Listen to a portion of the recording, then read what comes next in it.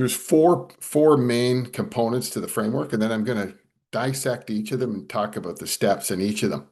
And it may seem, I don't know, it's not going to be complicated. It may seem you might look at it and go, oh my gosh, that's a lot of work. But trust me when I tell you it's a lot less work following the framework than trying to go out and ad hoc it yourself. And so when we look at the framework, we start off with leadership. We need leadership in terms of goal setting, accountability. I'll talk specifically about that. We need an implementation structure. We need to know the people scaling it need to know what the structure looks like. If there isn't a structure, they can't follow a roadmap. Larry in his or in scalability talked about a roadmap people have. Rob's new agent program, the training has a roadmap. Rob doesn't just say, hey, go train them and let me know how you make out. There's a certain number of classes rather. There's certain length. There's a certain assignments. And so scalability is really important. Sorry, implementation structure, I should say. Accountability. Oh, sorry, wrong button. Accountability. We have to have accountability to the structure. If we don't have accountability built into the system, it's not going to work. And lastly is people. I need people. I have to be able to enroll people to do what I need them to do if I'm going to have scale. And if any one of those four components is missing, I'm not going to have scale. I'm going to have disappointment. And when I think about scale, the reason that we need to scale is that we need to change our thinking. We need to change our growth from what I call linear to exponential. And so I want you to think about it this way. This is what the whole framework is grounded in, right? In order to have more free time, in order to grow more effectively, we need exponential activities. And there's been a few brokers over the last month or so, I've said, hey, I want you to do this exercise for me. Think about what you're doing, think about a task, and think for me or tell me, is it exponential or is it incremental? Because that's really what you're talking about with linear, right? Is incremental activities. And so we have to focus on exponential. And so here's an example. I can use examples that were already used today. If Rob Shade was hosting a training session himself, is that incremental or exponential? Well, it's incremental, right? Because he's got to go do it again. He's sure get a little bit of lift from it, but he's got to go do it again, right? If he has somebody or trains somebody to do the training for him, that's exponential. Now it's repeatable. It's moving along on his own, right? And when we look at the core competencies, I'm going to put that slide up next. If we can look at each of the core competencies specifically in recruiting, retention, and productivity, if we can drive scalable systems, we're going to change the outcome much more quickly. We're going to drive results in a much more effective fashion. And so as you look at these examples, I want you to frame the examples in the background of the 7 core competencies. And I want you to think about a competency that you want to work on, right? Do you want to scale your M&A strategy? Do you want to scale retention and productivity? Do you want to scale recruiting? Leadership is another thing that we can scale, right? Uniqueness is another thing that we can scale. Where do you want to work? Which of these competencies do you want to work on? I want you to think about that right now. And then as we go through and I give you the steps in each of the components, you can start to apply them or start thinking about how to apply them in making that competency scalable. All right, so let's talk about leadership. That was the first component. There's 5 steps in leadership, right? Number 1 is we got to set the goal. And it might sound simple, but if I was talking about retention, for example, how many people have an attrition target? Most of us do. We all set targets with the ICBC 1-year targets. How many of your staff, your team members know your attrition target? And if they don't, then there's no scalability, right? And so we've got to set the goal and we've got to communicate the goal. And secondly, we've got to define the obstacles, right? What could get in the way of us achieving this scalability, the scalable project? Third is we've got to create the structure and an accountability point. And an accountability point for me is a regular meeting, is a dashboard, some kind of tracking system, right? Number 4 in leadership is we've got to enroll our people. We've got to get them bought into the idea that this can actually happen, right? Get them excited about it. I'm guessing with Larry's website marketing person, it's not a drag for them to do that job of updating agents' websites. They look forward to it, right? I know Rob's trainer gets excited about it. It's what get greases her wheels. It's what she gets jacked about. So I've got to get enrollment from my people. And finally, I've got to set the tone with my own integrity. I've got to make sure whatever my job is that I'm in integrity, right? And if I'm not, the wheels will fall off everything. So that's the 5 steps in the first component, which is leadership. The second component was implementation structure. And most of the structure that you're going to find is going to be on the OS. And I'm going to use retention and productivity. I'm going to go through some of the tools, but you need to have structure if you're going to have scalability. Of course, the first thing I would do is identify the competency because then you can look and say, hey, what structure already exists for me and how can I use it? Second is select the tools that meet your structure. You pull those right off the OS. And there's 4 steps. Third is ask yourself if it's repeatable. So is what I'm doing repeatable? And finally, introduce the complete structure to your team with implementation timelines. So once I've set the goal, I'm going to create the structure, right? And I'm not going to implement it to them until I've got all of that structure in place. I'm not going to introduce it rather to them. Third component is accountability. And so 5 steps there. Set weekly goals is number one.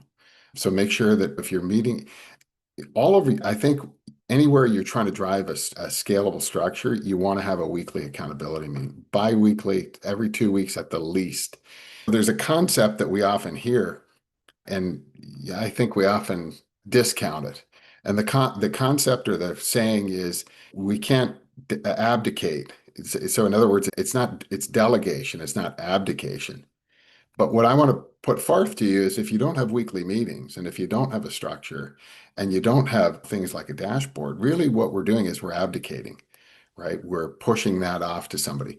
I was on a call with a broker this morning and they said, gee, I think I gave my marketing person too much latitude. I told them they're brand new and I told them, hey, you can make the office however you like. I want you to be comfortable. And he said, I went to a meeting yesterday at 1 o'clock, and he goes, I came back this morning and there were crystals in the office, and there was a chime. You go, wait a minute here. And he said, I got to call her and say, hey, you got to take some of that stuff down. It's a little bizarre, right? But at the end of the day, that's abdication, is we leave it up to them, and we're not sure what the outcome is.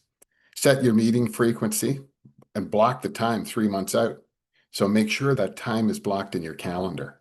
If you don't, it won't happen. As you guys know, I have a saying, which is, if it's not in my calendar, it doesn't exist.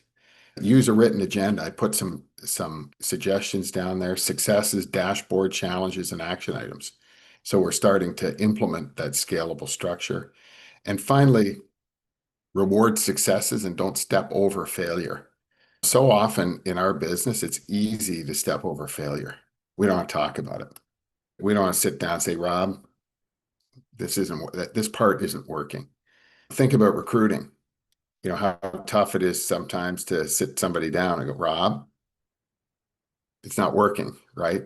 This part isn't working, and it's really important. Back to that integrity in number one, we have to drive the integrity. Integrity starts with us. Excuse me. And lastly, we've got people. And people, we've got 3 steps in people. Remember this, that enrollment breeds commitment. And so what does enrollment breeds commitment means? It means that I want to involve my people as much as possible. I want to involve my people as much as possible in the process of designing the system. If I have them as part of the design team, they're going to be committed to it. Enrollment really does breed commitment. This one I think is really important, and that is it's a slow cooker, not a microwave. It's going to take 1 to 2 quarters to get any scalable framework implemented. And finally, be careful when you identify who's on the team. It's really important to especially initially, get the right people on the team. So that, if you think about that as a scalable framework, and I go back to that meeting that Elena and I were on, the number one mistake I find people make is they don't stick with one system.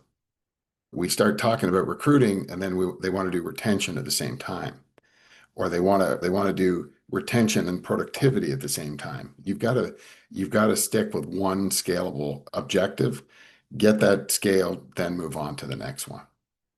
So I've got a couple more slides here and then I'll open up the floor. I want to just, in the background, I said I would give a kind of a case study in the background of retention.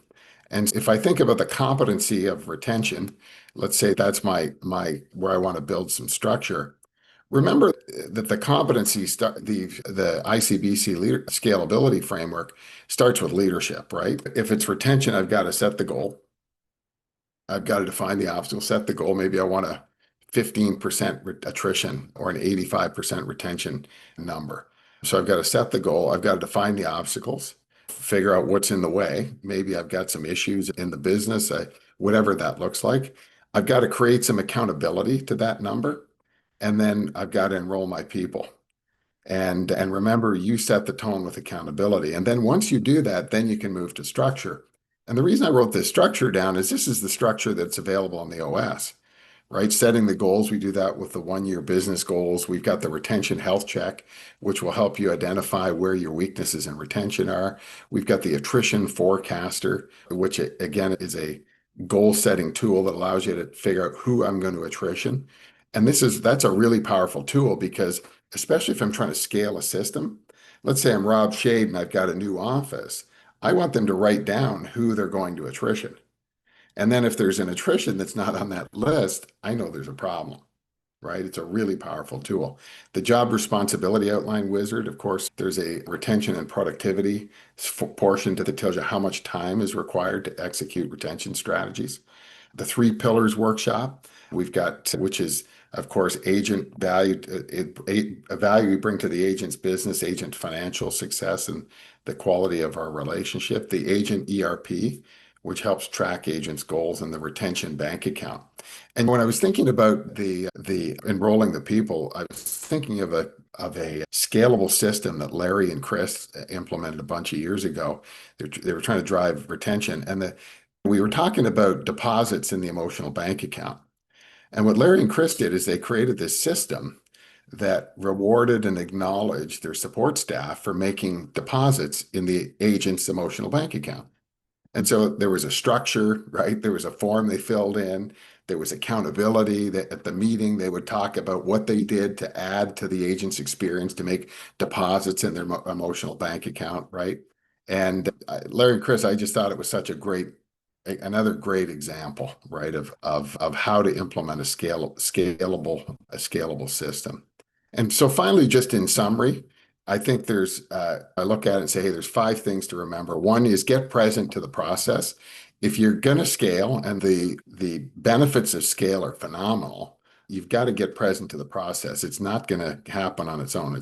And I always say this, if you think about that idea of exponential versus incremental, if you think about your day in those terms and you're doing incremental tasks all the time, you're going to be darn frustrated, right, at that idea. And so if you can focus or get started on some exponential activities, you're all set. And so get present to the process, set the goal, create the structure, bring accountability, and literally you'll see the growth. And we've seen it across the book, across the membership this year with some of the systems that we scaled.